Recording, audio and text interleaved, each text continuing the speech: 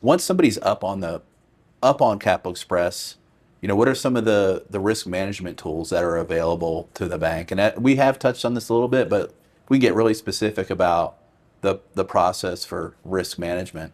So for the risk management piece, as we build these portfolios, you've really got an eye into what that business is doing, right? We're connected to their QuickBooks, because so we're exporting a file from the QuickBooks into the system.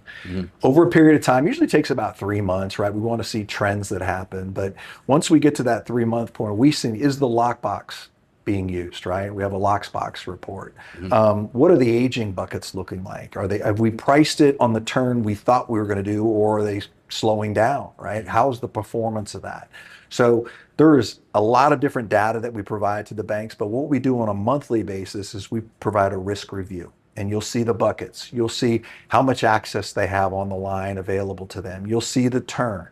You'll see the lockbox compliance report. And again, what we do for that is we're going to highlight on that what we see that causes us some concern, and then we're going to write a narrative on, ABC Trucking is not using the lockbox. They should be using it by this point. We should be seeing 90% of the payments coming to that bank.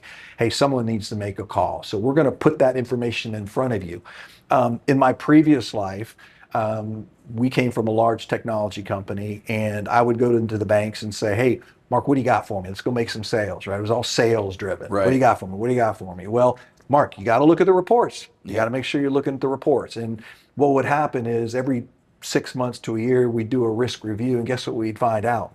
80% of our banks, and I'm sure it wasn't you, Mark, but It wasn't me. 80% of our banks were not going into the software to look at the reporting. So we flipped that. We take ownership of looking at the reports, putting that in front of you, making it accessible. So you've really got another second set of eyes, especially as a chief credit officer, right?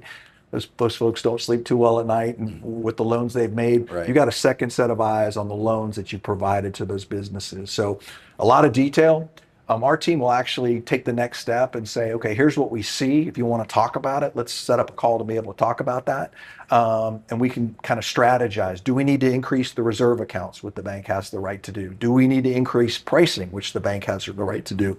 Do we need to maybe on the next funding hold a piece to pay off some of the older loans? We do set a repurchase.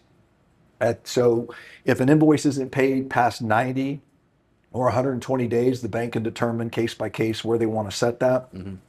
We pull that money out of the reserve account to help pay for those invoices that gone over either the 90 or 120 days. So there's recourse for the bank on that.